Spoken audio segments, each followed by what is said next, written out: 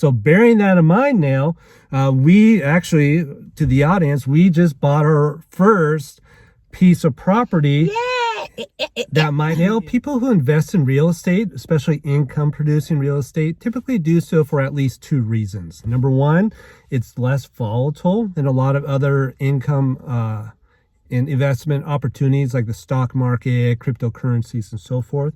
And number two, you actually have something truly tangible, like a piece of land or even a building on a piece of land. Now, when you invest in real estate, you typically want to look at your possible inflow of cash as well as the outflow of cash to see if it's going to make sense. For example, an inflow of cash might be if you have a renter who's going to pay you rent. You want to make sure that that rent is going to be a high enough income for you. Are you going to get that rent 12 months of the year? Are people going to want to rent from you? And is it going to increase from year to year and so forth? And you also want to look at the outflow of cash. How much are you going to pay for that piece of property? Are you going to have to invest or are you going to have to borrow money for it? Is the interest rates a good interest rate? Are the interest rates low enough and so forth? I'll give you an example. Years ago, Dale, I actually owned a house. And since I financed the house, I paid $20,000 down as a down payment. Now, the good thing about owning a house is it got me out of the apartment. Yes. So I didn't have to rent the apartment. Yeah. So I think my rent at that time was about $1,000 a month. So that saved me $1,000 a month. Well, since I borrowed money, I had to pay a mortgage. And I think my mortgage was about $1,300 a month. So that net flow of cash per month was actually $300 per month that I was paying out in cash. Does that make sense? Yes. So I paid $20,000 down and I paid about $300 a month per month after that. Now I sold the house after about 3 years and I made $80,000 profit. Wow. So that was a very good opportunity. So amazing. basically I spent $20,000 down. I paid $300 a month for about 3 years, and then I got $80,000 in return from that. So I think when you look at when you discount the cash flows and all of that, I think I made over 100% profit, 100% return. And when you divide that out over the number of months that I had the house, it's like a 35% annual return. Speak of which, a lot of people are selling their houses now, and they are making sometimes even 100% profit. Yeah. And so that's a very good investment opportunity, especially at that time. The stock market did really poorly and there's no such thing as a cryptocurrency market. So that was a very good investment opportunity for me. Now, I'm not a financial advisor. I'm not telling you to get out of your apartment and buy a house. This is just for entertainment purposes. But I started out by saying a lot of people who invest in real estate, especially income producing real estate, do so because number one, it's less volatile than a lot of other investment opportunities. And number two, you have something truly tangible like a piece of land or building on that land. So bearing that in mind now, we actually, to the audience, we bought our first piece of property that might be income producing. Yes. Would you like to talk about it real quickly? So actually we're in the car. We are at our property right now. We're going to be showing it to you in a few minutes. But yeah, what should I say?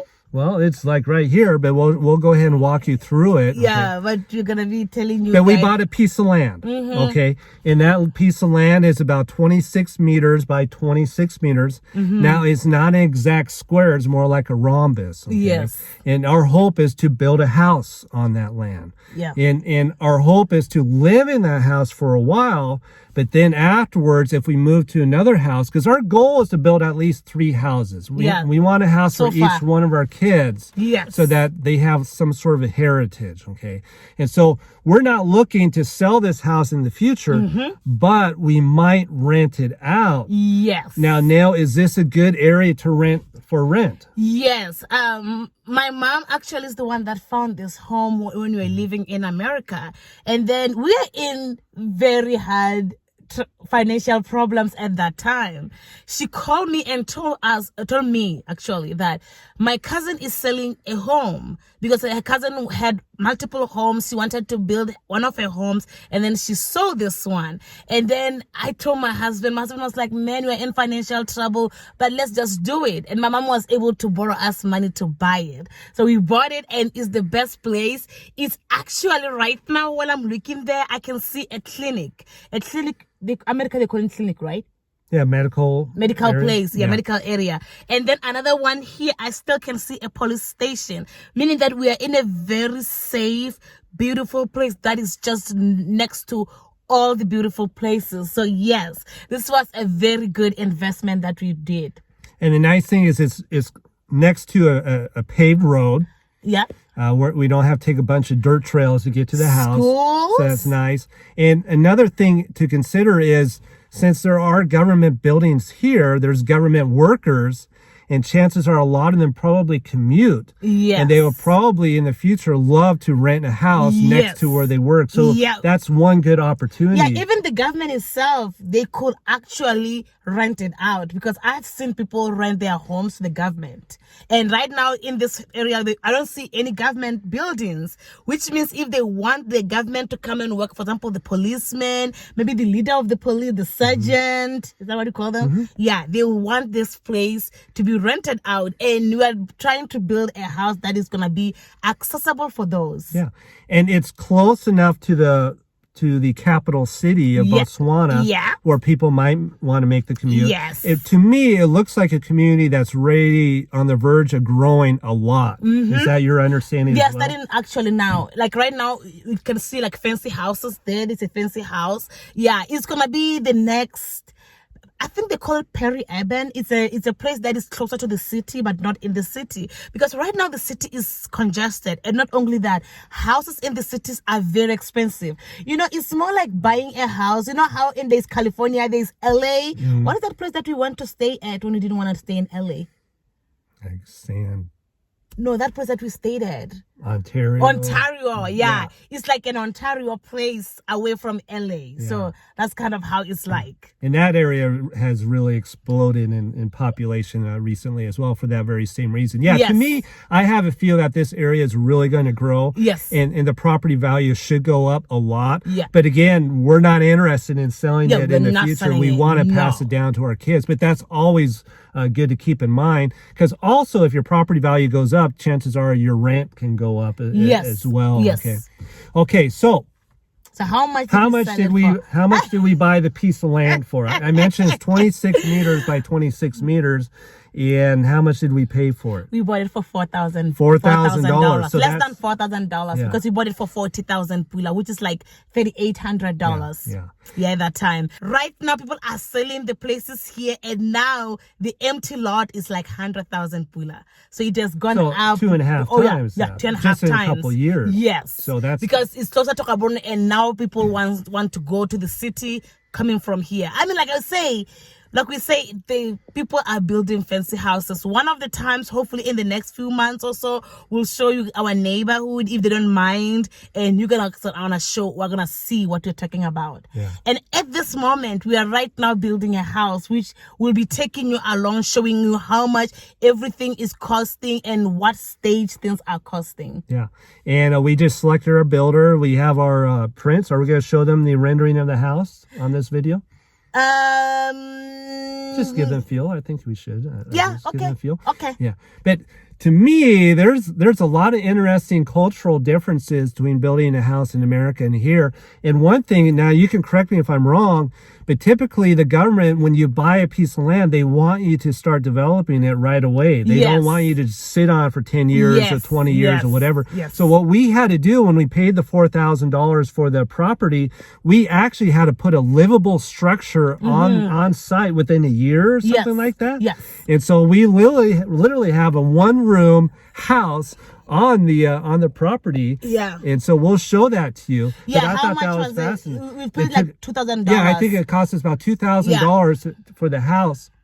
Now we're going to keep that, and we're planning on making that as either our fourth bedroom or an office or whatever, but that's going to stay intact. But I thought that was interesting. Yeah. And I actually like that rule. They don't want you to sit on it for like 10 or 20 Yes. years. They want you to actually develop it. If it's a residential property, they want you to put a residence there. And then the next step is to actually build the house. And I thought this was interesting because typically in America, you just hire a general contractor and he just does the whole thing. He hires whoever he needs to, and then he'll just finish the whole house. Well, here you can do it in stages where you do the foundation first, and then you do the walls first and things like that. So your builder will work with you if you don't have the money up front, because most people don't borrow money to buy a house here, right? Don't they just build it? No, because the problem here is that our banks are hard to borrow money. For example, right now, most of our job is like doing YouTube and everything. In my country, YouTube is not recognized, meaning the bank will refuse to give me money. In America nowadays, they are starting to recognize YouTube, even though it's very hard for people. But for us, since it's one of the main sources of income, they will not give you money. Another thing is that, for example, my mom does not work, but she has a source of income based on her real estate stuff. They refuse to give her loan. So here you have to finance your house with your own money, which I like actually, because you don't have to pay interest. Yeah. So typically people build their house in stages. A lot of times they'll make their own bricks, right? Yes. And Yes. so oftentimes a house can take not only several months, but also several years Yes. to build as Yes. well. Yes. Now, another thing I found that was very interesting, Neil, is we're actually going to have to find a place for the construction workers to live while they build the house. Yeah. It's not like in America where they just show up with their own vehicles and they just go ahead and start building. Yeah. But since it's kind of a remote area, they would prefer to live on site so that they can build. And so what we're looking into is either renting a house for them or apartment, or even allowing them to live in that structure that we have. Yeah. And then also build a little temporary shed for the materials and so forth. Now, we would like to have them live on the property just because to prevent theft and things like that. Yeah. So, because when we deliver the materials, that no one's going to steal them, that we actually have the workers living on here on site. So I think that's kind of fascinating that the actual workers are going to live on the property Yes. while they build the house. Yes. I thought that was fascinating. For me, since I grew up with it, I don't see it as fascinating. you don't hear about that in America. Another thing that's fascinating with that I've encountered is a lot of people don't trust their builders. Yes. Because the builders will try to use cheaper materials. Yes. And that house will start to crumble after a year or two. Yeah. And there was actually a famous kind of fraud in a fancy area in Habaroni where outside foreign builders, they built these fancy houses, but they used cheap cement, cheap materials, and the houses are starting to crumble just after a year. And these people have paid a lot of money for these houses. Yeah. So an alternative is that you actually buy your own materials, and your builder will supply the labor while you buy the materials and you have them shipped and so forth. And a lot of the hardware stores and building material stores, they'll ship for free. So I just requested from the builder all the materials that we need for the foundation. And I'm going to take that list into the builder stores and say, I need 250 bags of cement. I need 5 kilograms of nails and so forth. And I actually buy it on my own, and I can pay for whatever quality I want. Yeah. And the recommendation is to use the best quality you can. And that way I'm assured that those materials are going to go into my house, that the builder won't swap it for something a lot cheaper and so forth. I thought that was fascinating. That is a common thing to do here.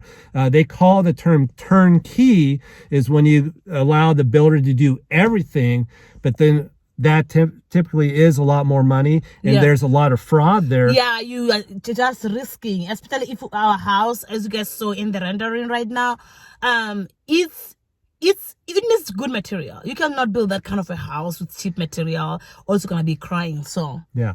And our architect even warned us. He said we have to make sure that the roof is perfect because we have so many windows, because my wife likes the lighting for her YouTube channel. So we have a lot of windows. And he says it's going to be very easy if that roof isn't done correctly. It's going to crack the windows and things like that. Yeah. So we need to make sure that we have the best materials.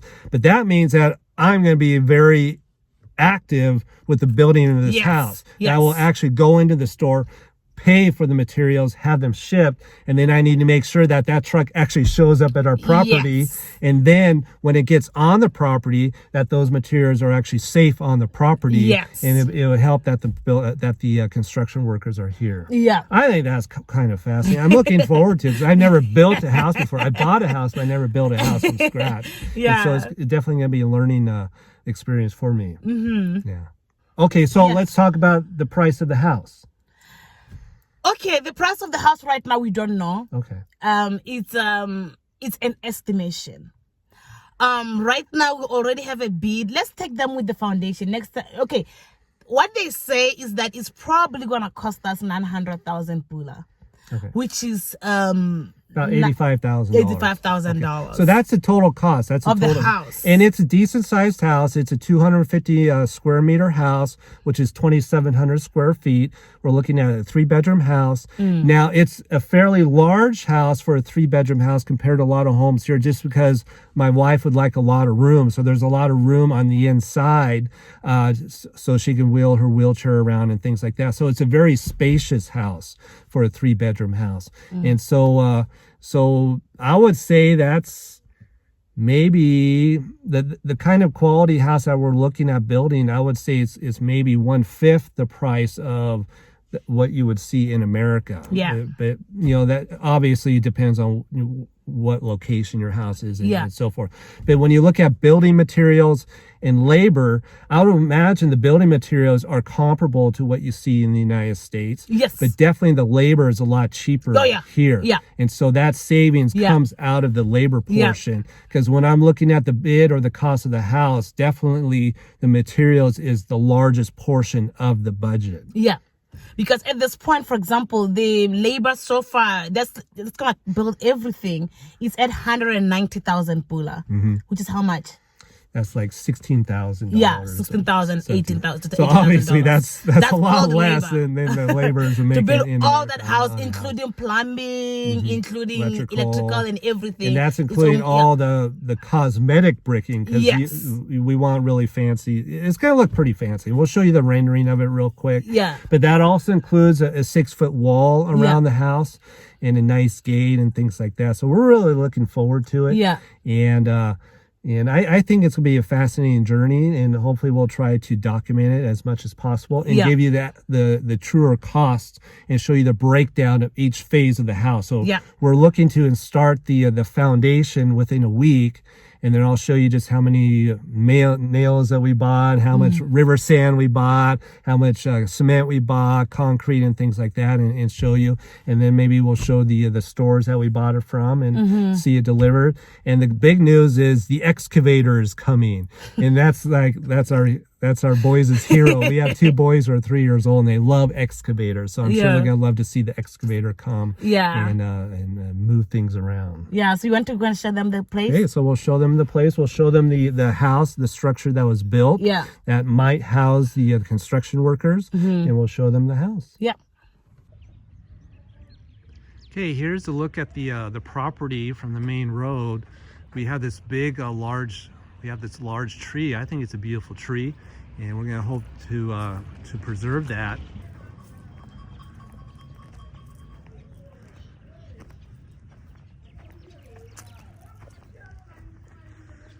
If you watch my wife's channel, you'll see, you'll probably remember that we cleared out all the weeds here about a month ago. So it's nice and clean. Over here is the concrete, rocks for the concrete. I think we got those from my brother-in-law. Over here is a nice water source. This is going to be key in making concrete and mixing the building materials. Over here, here's the structure, the livable structure that we constructed to help close the deal.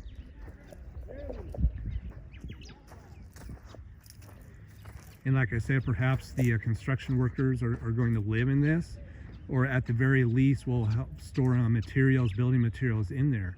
Now if the construction workers live in there, then we'll have to build a shed, a temporary shed to house the building materials.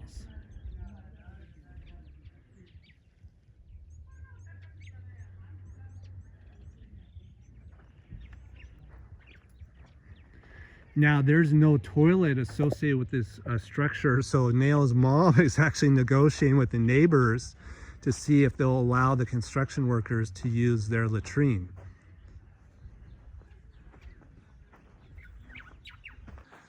Over here, I mentioned in my wife's videos that this is a large termite colony, and a lot of people have told us you need to wipe that out. When the excavator comes, then we'll have to take that out, and probably along with this tree also. It's probably infested with termites.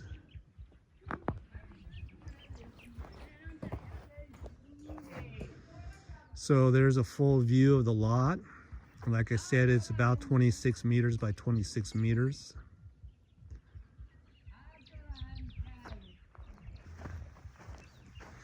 Over here is a little fire pit that we've set up. The gentleman who cleared out the weeds, they cooked their food while they were here, and perhaps the construction workers, if they live on site, will use this to make their food. Also, Botswana is really big on having tea. They're a former British colony, and a lot of people in Botswana like to have tea, and this is where a lot of times the guys who cleared out the weeds, they would have their tea. They would make their tea here.